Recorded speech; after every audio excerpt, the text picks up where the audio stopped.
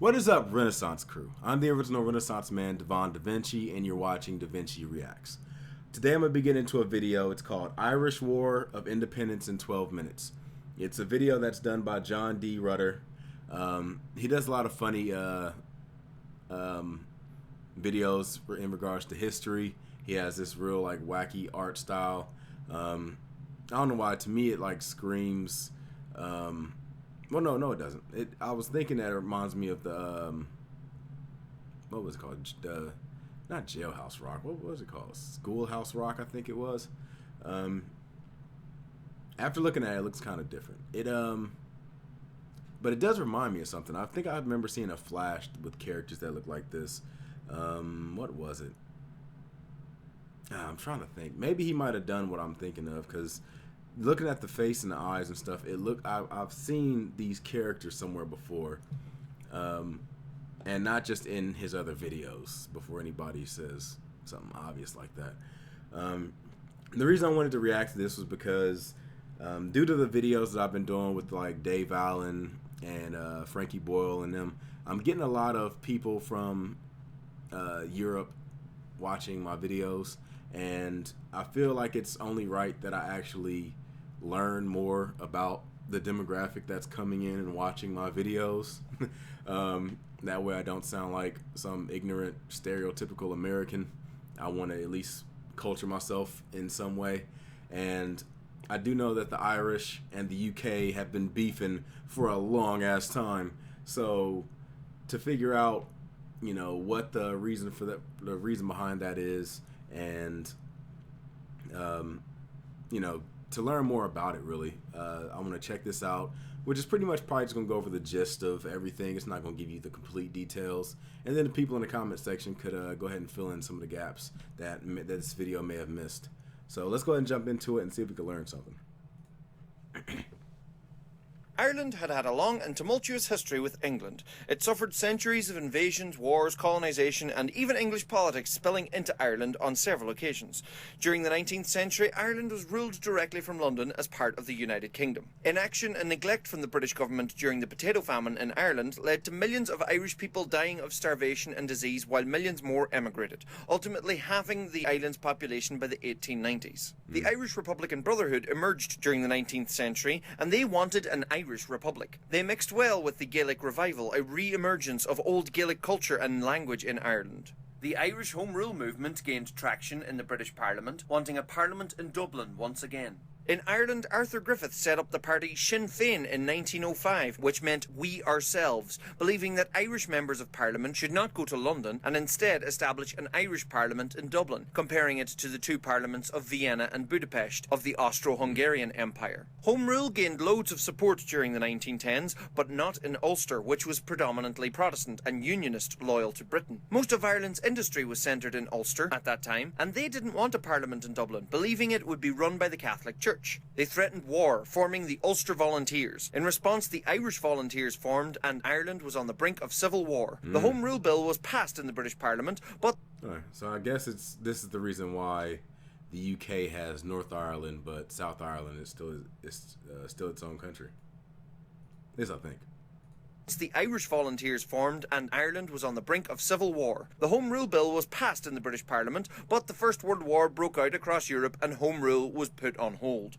Most Irish volunteers signed up, but some stayed behind and secretly planned the Easter Rising. The leaders signed the Proclamation of Independence and captured Dublin. The British response was to shell the city, and many civilians were killed. The rebels surrendered after 6 days of fighting. They were promptly court-martialed and executed. Some military leaders, such as Eamon de Valera, avoided execution. Thousands of people were arrested, many not having anything to do with the Rising. Seeing the harsh response by the British and the relentless executions of the leaders, many Irish people began to believe these men died for something, an Irish Republic. Many of the rebels who fought in the Rising were sent to Frongoch internment camp in Wales. One such rebel who had fought in the GPO was the young Cork man Michael Collins. While imprisoned, Collins rose to lead the rebels in training, deciding that guerrilla warfare, such as ambushes, raids and hit-and-run tactics, would be much more effective than fighting the might of the British Army head-on. By December 1916, the prisoners in Frongoch were released and returned home to stir up support for the cause. In 1917, British Prime Minister David Lloyd George announced an amnesty for political prisoners such as Eamon de Valera, so they were released too. Many of the public believed that Sinn Féin was behind the Easter Rising, not the volunteers. So, to match the public image, many volunteers joined Sinn Féin and reorganised it to match the Republican agenda, with De Valera as president. During 1917, rebel leader Thomas Ashe was rearrested, and him and many others went on hunger strike. He died, and more people rallied to the cause. The First World War was still raging in Europe, and the threat of conscription of Irish people led to even more anti-British sentiment. In May 1918, British authorities arrested dozens of leading members of Sinn Féin in one night. The leaders had been tipped off. Dev chose to be arrested and stir up more public outcry. Collins chose to avoid being captured so he could continue the fight on the ground. As the 1918 general elections approached, the Irish Labour Party chose not to run so as to not split the Irish vote. A united answer was needed regarding Irish independence, and thus Sinn Féin won a landslide victory. Constance Markievicz would be the first woman ever elected to the British Parliament. However, she and the rest of Sinn Féin chose not to take their seats in Westminster, and instead, on January 21st, 1919, they held the first Dáil Éireann, the first Parliament of Ireland, in the Mansion House in Dublin. They declared independence with Cathal Brugha as a temporary president, while Dev was still in jail. On the same day in Solohead Beg, County Tipperary, Irish volunteers ambushed RIC policemen, killing 2 and stealing a consignment of gelignite. The first shots of the Irish War of Independence had been fired. Volunteers across the country were told to treat British forces as an invading army, and they raided RIC barracks, stealing better weapons as they went. The war had begun. In February, Michael Collins and Harry Boland broke Dev out of Lincoln Prison in England. Intelligence was key in this war. The Dublin Metropolitan Police had a plain-clothed division known as G-Men, who would follow Sinn Féin members and keep track of their movements and activities. Ned Broy worked as a double agent in the police for the volunteers, copying files, explaining the whole police system, and indeed sneaking Michael Collins himself into the detective headquarters in Dublin so Collins could spend the night going through the files. All right. Now, right now, I know I'm not really saying much, mainly it's because I'm trying to pick everything up. There's a lot of information being thrown at me at once, even more so than the History of the World video. The History of the World video I was able to keep track of, mainly because a lot of the facts I kind of knew. This is like 100% new to me, just about. They don't really teach this in American schools. So right now, like I'm just a blank slate, just absorbing all these names and dates and facts and stuff like that. So bear with me. I will end up picking this up. And if I don't get everything from this video, I will continue to do research. I'm not going to just watch one thing and stop. I will continue to check out other videos on it, and maybe there's probably a little bit longer, like documentary style videos also. But yeah, just to get a gist of how everything's going, I want to go ahead and finish this video. In Limerick, amidst the chaos of the war, the people declared the Limerick Soviet, a socialist city named after the Soviets, which had taken control of Russia only 2 years before. The people printed their own money, controlled food prices, and printed their own newspapers. It lasted only 2 weeks before Republicans and the Catholic Church turned against it. This was a common thread throughout the war, as socialist uprisings were suppressed by Irish nationalists, or indeed the British. The last thing they needed was socialist ideas spreading to English cities and crumbling the empire from within. Dublin TD Sean T. O'Kelly was in Paris trying to get some time with the US President Woodrow Wilson while the world leaders drafted the Treaty of Versailles after World War I. He didn't get too far. De Valera himself travelled to the United States to muster support and money for the Irish Republic, talking to many Irish American groups and raising $5.5 million. He stayed in the States for 18 months, leaving effective command of the war to Collins. While Sinn Féin in the Dáil opted for a non-violent approach towards the Dublin police through mild intimidation, persuasion and boycotting, Collins believed that this wasn't enough. He had a group assembled who would become the Squad, who would target and assassinate G-men, making it more and more undesirable to work for the Crown. The Dáil became worried that the Irish volunteers were working too independently, and so they were reorganised into the Irish Republican Army, with Richard Mulcahy as their chief of staff. In Fermoy, County Cork, after IRA volunteers attacked British troops, killing 1, 200 British troops looted and burnt the town. Meanwhile, Lloyd George had outlawed Dáil Éireann, but the British government was still exploring the possibility of home rule, with 2 parliaments, one in Dublin and one in Belfast. Sir John French, the Lord Lieutenant of Ireland, believed this could work. The IRA tried to assassinate him in Phoenix Park in Dublin towards the end of 1919.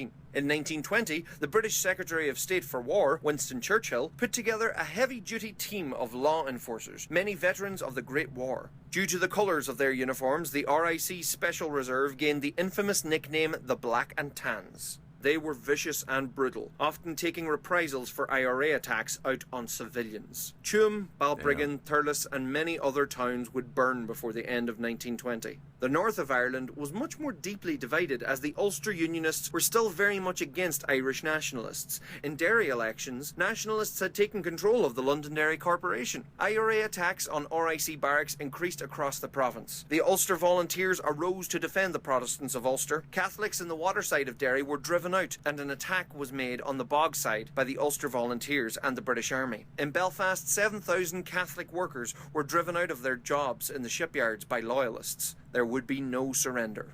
The British war effort was hampered in many ways by Dublin dock workers and Irish rail workers refusing to carry British war materials or troops. Collins' squad's assassination campaign against G-men was leaving the British intelligence network thin, so they brought in their own operatives from England, who would later be known as the Cairo Gang. The Dáil courts had been set up to replace the British legal system, and Irish people began refusing to take part in British courts, bringing the justice system to a standstill. Many RIC policemen left, frustrated with the lack of justice.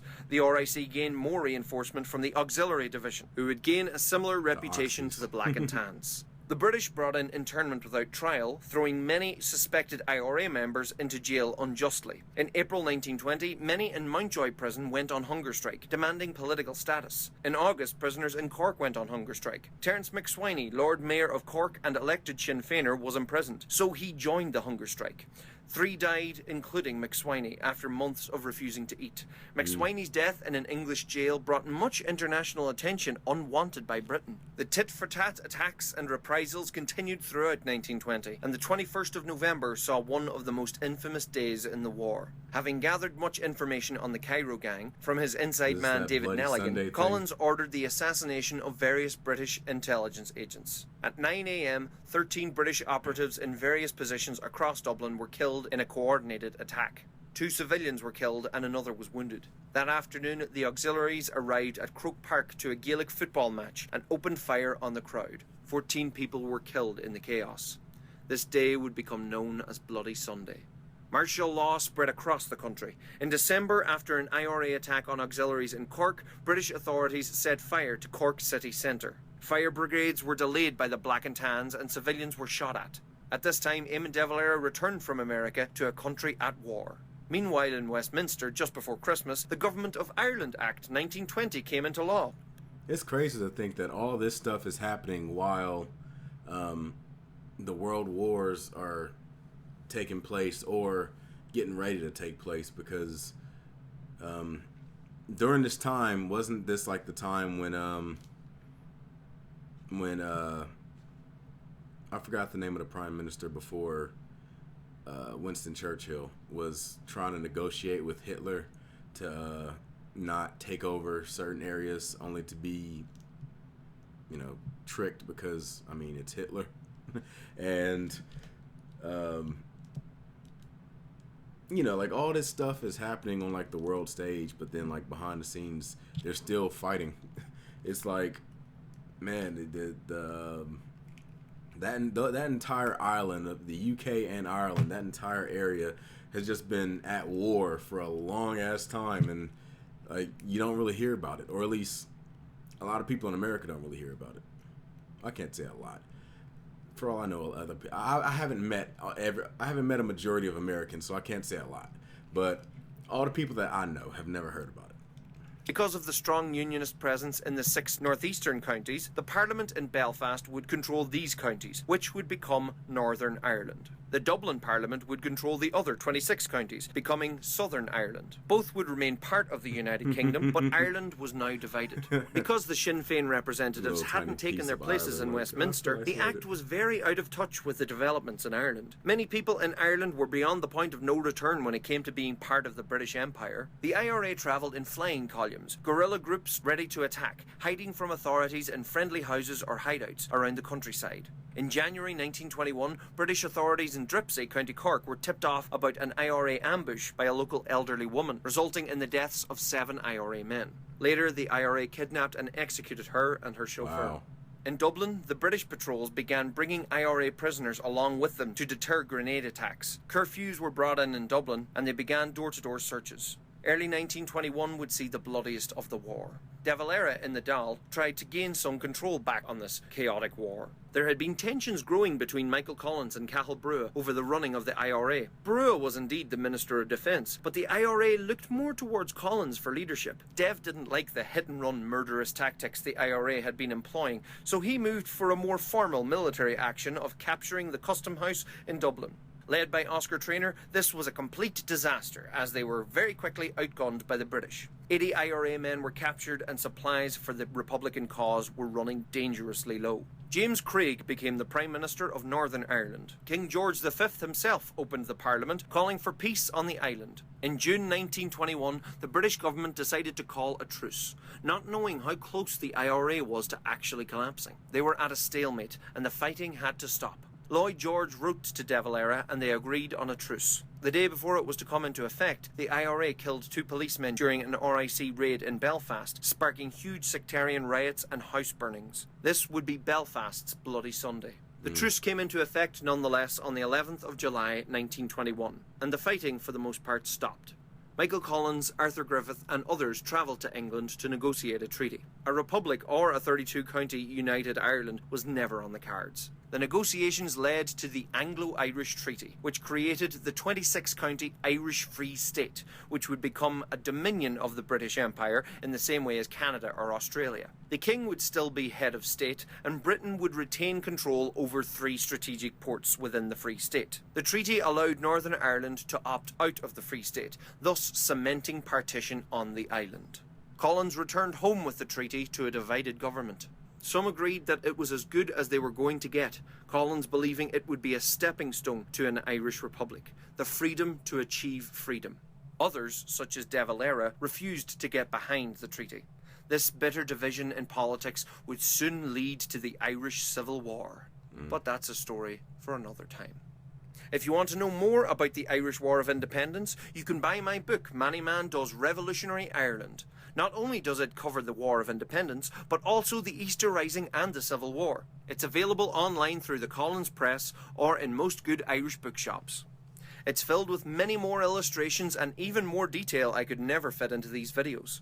Keep an eye out for my theatre tour of Many Man Does the History of Ireland on stage in February-March of 2019. Produced by Angrianon Theatre, directed by Rachel Diver, and starring me. Okay.